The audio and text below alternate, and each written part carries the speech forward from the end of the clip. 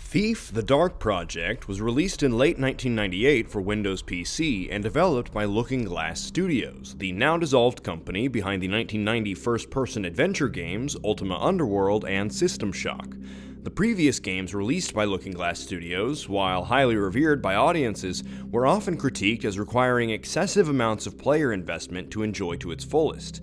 In response to this feedback, the studio wanted their next project to be more of a pick-up-and-play experience.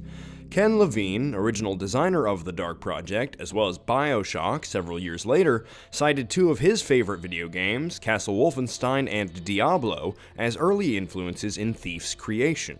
The game went through multiple transformations, from a story about communist zombies to an Arthurian RPG focused on sword-based action. However, during development, a member of the Looking Glass team realized how fun it was to sneak past guards rather than kill them. This dramatic shift in focus pulled the Dark Project out of its ambiguous roots and into the stealth-based adventure of light and dark that it became. I say this because Thief: The Dark Project was the first video game to use light levels and shadows as stealth mechanics, as well as the first 3D stealth game designed for personal computers. This was also the first game to use accurate sound wave propagation, meaning the game's sound effects would realistically travel off of and around surfaces, in order to cue the player towards or away from points of interest. During the Dark Project's development, Looking Glass Studios suffered from serious financial trouble, which severely impacted development due to excessive layoffs of over half of the studio's personnel, which led to subsequent voluntary resignations because of the added stress left on remaining team members. Among those who never saw beyond the halfway point of this game's development included key figures such as the original designer, Ken Levine, as well as lead programmer Briscoe Rogers, who left behind a very complex, though buggy and unfinished AI program. This devastating blow to the game's production cycle delayed its release from winter of 1997 and caused the removal of features such as a team theft match multiplayer mode, as well as branching mission structures in single player. All in all, production lasted 2.5 years and cost $3 million. Despite its prolific legacy within the gaming ecosystem, Thief's mainstream popularity was vastly overshadowed by that of Half-Life by Valve, releasing just a few weeks prior. In fact, Mark Laidlaw, the writer of the notorious Half-Life series, has stated that Thief is actually his favorite game, and one of the few he'd wish he'd had the opportunity to work on. Anyway, as if Half-Life didn't make competition difficult enough among PC audiences, this was also the same holiday season that the gaming world saw the release of Metal Gear Solid, Legend of Zelda: Ocarina of Time, and Pokémon, so the media had plenty of exciting and colorful top sellers to focus on. Fatefully enough, The Dark Project avoided the mainstream spotlight, though was considered a success all the same, and spawned a few more titles for both PCs and consoles. And though the footage may be incredibly dark, I hope this video will make it plain to see what's so great about Thief: The Dark Project.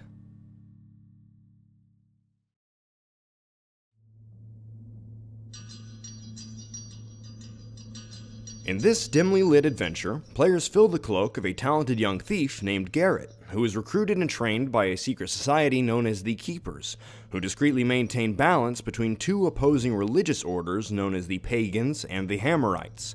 As opposed to most first-person protagonists, we'll actually get a chance to know Garrett quite well, not only through cutscenes, but also by delivering vocal cues to the player as they progress through each level's major beats. Obviously, this helps to build a little more personality for a character we otherwise rarely see, but it also provides a bit of a hot or cold hinting system to inform the player when they're on the right track, which is especially helpful in the more labyrinthian stages. The setting of The Dark Project is considered gaslamp fantasy, and while sounding like a sister genre to steampunk, it's actually more similar to the alternate history genre, though with a Victorian-era, mad science, possibly supernatural twist. A few other examples of this genre would be From Software's Bloodborne and the Dishonored series, the latter of which very obviously follows in the footsteps of the Thief games. Taking inspiration from Rare's GoldenEye 007 for the Nintendo 64, each difficulty in Thief presents the player with unique objectives in order to change their approach to levels for higher degrees of replayability without changing the layouts of each stage. Additionally, on the higher difficulties, the ability to kill other human characters is taken away, demanding a non-lethal approach by players who are willing and able to flex their sneaking skills. Before each mission, the player is presented with their objectives for the current location, as well as what appears to be a hand-drawn map with plenty of helpful notations so the player can plan their approach. While every stage begins with preset objectives, this list may change as the player makes new discoveries or something unexpected takes them off course. For instance, after the first few levels of sneaking about, collecting keys, and incapacitating guards, the player will gain access to a lockpick, as well as a new mission objective of collecting a certain amount of loot. However, just as the mission starts, your plans are put on the back burner as someone attempts to assassinate Garrett, sparking a sneaking mission in which the player has to trail a couple of enemies without being seen. This feels like the truest form of sneaking and genuine stealth that could be experienced in a video game up until this point, lurking from shadow to shadow, just out of sight, and following the footsteps of your unsuspecting target. It's not even difficult or exhilarating gameplay, but it sure does feel like stealth in its purest form. Trailing these would-be killers back to their employer's house then gives the player a setting for their initial money-grubbing objective. The cash and other valuables snatched by the player in each level can then be used to purchase more supplies while preparing for subsequent missions. This actually gives the whole thievery gameplay a little more substance than just a top score for bragging rights. Every stage has a set of maps which may be divided into interior and exterior areas, or perhaps above ground and below ground, and so on. However, unlike most video game maps, the ones in Garrett's possession are often hand-drawn and very old, the sort of scribbles he could have collected through intel and previous adventurers.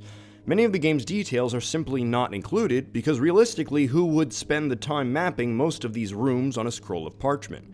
It's a very helpful map system for finding your general way around each stage and remembering where large sections of the map connect, but it's still conducive to exploration and player discovery, as they find secrets that have never been documented before. As soon as the tutorial starts, players are immediately taught that this game cares about the volume and direction of sound, because as soon as the training mode begins, a member of the Keepers can be seen and heard patrolling around the floor above the player as they wait for instructions. You can hear the footsteps fade after this character turns down a hallway, which seems inconsequentially notable, but this was the first game this now commonplace feature in sound design had really been included as part of the game's world, rather than just a sound effect. The amount of sound Garrett makes is impacted by how quickly you're moving, how low to the ground you are, and what material you're walking on, be it carpet, metal, wood, and so on. Virtually every non-playable character in the game, whether moving or stationary, makes some sort of noise so that players can tell that something or someone is around the corner before immediately stepping into their line of sight, which is obviously very important in an early first-person shooter game with little to no peripheral vision. With the presence of these grunts, whistles, and snores, players are able to appropriately avoid threats and safely explore. You can also hear clues about your objectives in the conversations between NPCs. This feature of allowing players to gather more information on their own also made its way to plenty of other games that pride themselves on having lively worlds, from Assassin's Creed to Far Cry. The developers at Looking Glass Studios found a very clever way of using sound to make supernatural enemies more difficult to navigate around than human NPCs. This was done thanks to the lack of words, grunts, and other recognizable human noises that would clue the player into their suspicions. There's no real way of knowing if a zombie, ghost, or other supernatural being has caught wind of you until they've already become a problem.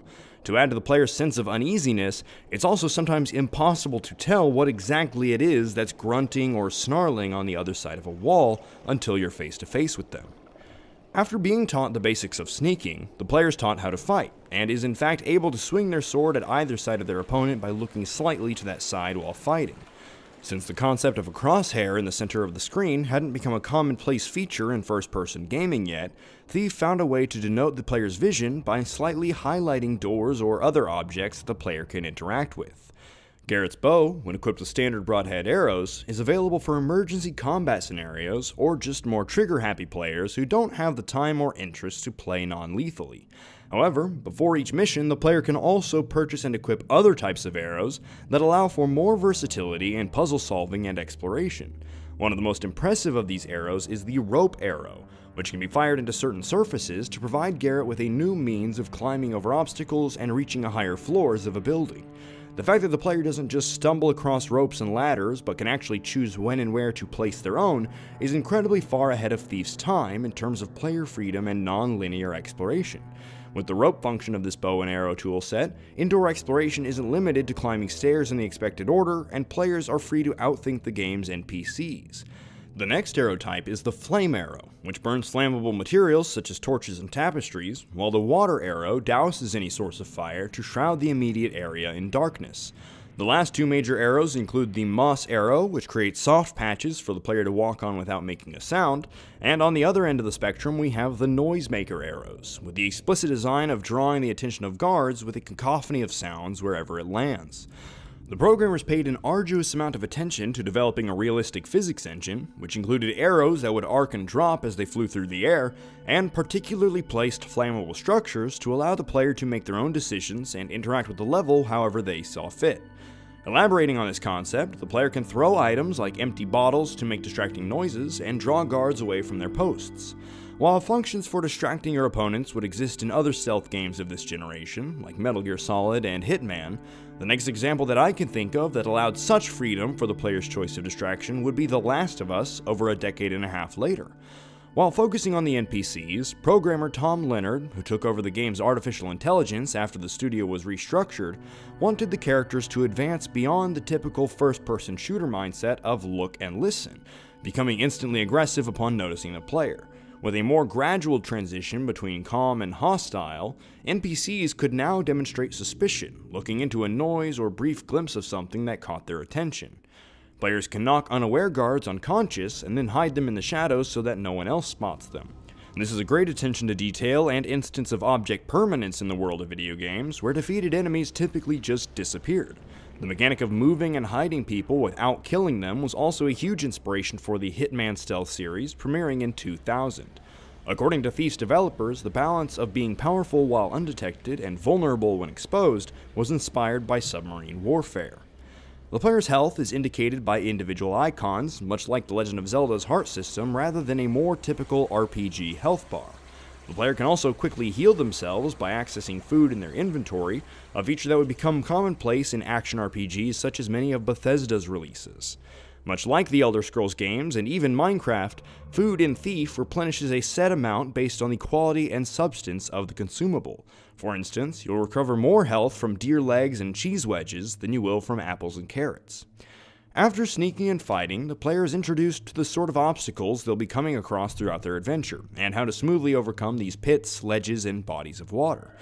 This is probably the smoothest and most comfortable control of a first-person game up until this point. While there's nothing wrong with the control in Half-Life by comparison, it's not as though I can see Gordon Freeman taking on obstacle courses this smoothly. Garrett is able to catch himself on ropes and ledges far more conveniently than Lara Croft had managed, and could swing a sword with less effort than the hero of Elder Scrolls Daggerfall. Throughout the game, some of the routes that the player needs to take in order to navigate each level really gives the sensation of breaking the boundaries, though still clearly and cleverly included by the game's designers. It just feels somewhat unnatural to climb and leap across rooftops in this era, when you still very often explored games one hallway at a time.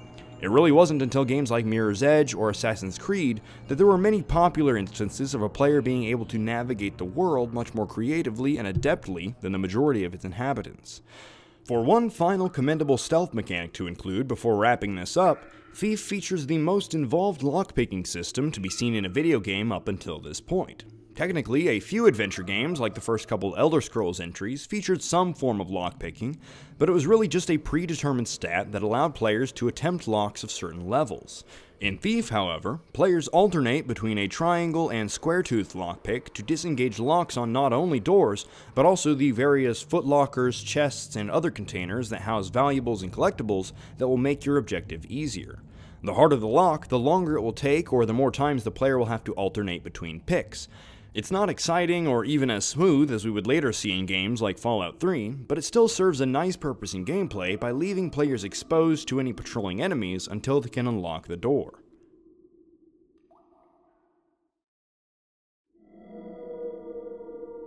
Generally speaking, I think we have more than enough remakes, remasters, and definitive editions being pumped out by any publisher that's been around long enough to cash in on audiences' nostalgia, but The Dark Project is one of the only games I've ever played that I feel truly needs a modern adaptation to provide an even more polished experience, thanks to more powerful technology, and give this title the mainstream recognition it deserves for its place in video game history. Even to this day, the Dark Project has a faithful fan-based modding community that has kept the game as modern as possible, though it really deserves a proper modern, more accessible remake, especially with the gaming ecosystem's recent shift in focus to ray tracing and lighting engines as technology allows more impressive and realistic effects than ever. Since the majority of the game is focused on how the player responds to the sounds around them, the atmosphere of this game is incredible. The experience of Thief goes far beyond having a cool soundtrack or realistic sound effects. Just the way guards grumble to themselves can add so much in regard to how realistic a world feels as our sneaky protagonist silently maneuvers through an environment that you could almost play with your eyes shut. Thief is definitely one of the most atmospheric games I've ever played, and sometimes that sensation is generated by little more than the crackle of a torch and the sound of footsteps on the other side of the wall. This may in fact be the only game I've ever played that has actually scared me with something that wasn't a jump scare or sound cue. I mean, it wasn't something that just startled me, it was something that made my jaw and stomach both drop at the same time in an impressive example of terrifying game design in a game that isn't outright horror in nature. Many of the game's levels actually have a similar feeling to a haunted house, and though they have their share of surprises to get the player's heart rate up a bit, you realize in the end that it was actually kind of exciting. For reasons I can't really say without ruining part of the experience, this game definitely managed to subvert my expectations in terms of story, gameplay, and even environmental design, in comparison to what someone would expect when heading into a medieval stealth game about nothing more than a streetwise thief. The freedom of control granted to the player, the complex level design which allows for emergent gameplay, and the chilling, reactive atmosphere of this game are all so brilliantly combined to create an experience that was uniquely ahead of its time and deserves to be witnessed by a wider audience. That is what's so great about Thief: The Dark Project.